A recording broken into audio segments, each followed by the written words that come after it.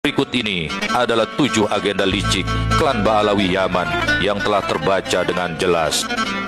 Pertama, Ba'alawi yang sengaja didatangkan kaum penjajah Belanda itu telah dikondisikan untuk mengaku-ngaku sebagai juriat Nabi Sallallahu Alaihi Wasallam melalui Ubaidillah atau Abdullah bin Said Ahmad bin Isa.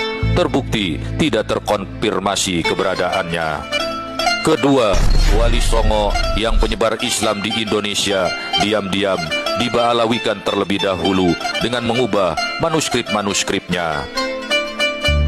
Ketiga, di fase ini mulai dilakukan framing dengan berbagai cara agar supaya orang Indonesia percaya bahwa Wali Songo itu memang termasuk ke dalam klan Ba'alawi. Salah satu caranya adalah dengan mengaitkan nasab Wali Songo melalui tokoh Abdul Malik Ajmat Khan hingga bersambung kepada Ubaidillah. Setelah diteliti, ternyata nama Abdul Malik Ajmat Khan yang konon berada di India ini adalah fiktif alias hoax, sama seperti Ubaidillah. Maka tokoh ini juga tak pernah ada alias fiktif semata. Keempat, sesungguhnya agenda licik yang ketika itu sudah mencapai tingkat keberhasilan yang hampir sempurna. Mayoritas orang Islam Indonesia percaya bahwa Wali Songo itu sama dengan klannya para habaib, yakni Ba'alawi, meski mereka tidak disebut sebagai Habib, sebab memang gelar Habib itu muncul di belakang hari.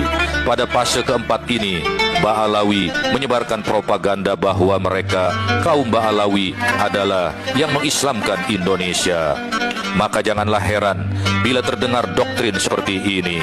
Kalau kakek kami tidak ke Nusantara, niscaya kamu masih menyembah pohon. Kakek dimaksud tentu saja dihubungkan juga dengan Wali Songo yang sudah mereka nisbahkan ke dalam klan Ba'alawi Yaman. Kelima, apabila 4 poin strategi licik itu sudah berhasil, selanjutnya adalah tinggal upaya menggencarkan framing bahwa yang mengislamkan Nusantara itu adalah Ba'alawi yang juga juriatnya Nabi Sallallahu Alaihi Wasallam.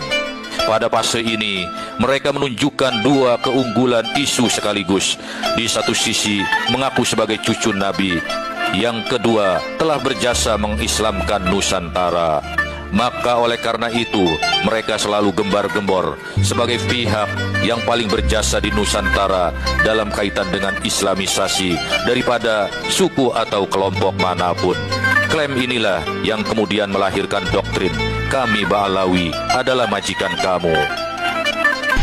Keenam, supaya kemuliaan sebagai juriah Nabi Sallallahu Alaihi Wasallam bisa dimonopoli hanya oleh kaum Ba'alawi, tidak untuk juriah lainnya, terutama juriah Wali Songo, maka keluarlah doktrin Wali Songo memang Ba'alawi dan tentu juriat Nabi, namun terputus keturunannya karena hanya diturunkan oleh anak perempuan saja, dan itu tidak sah.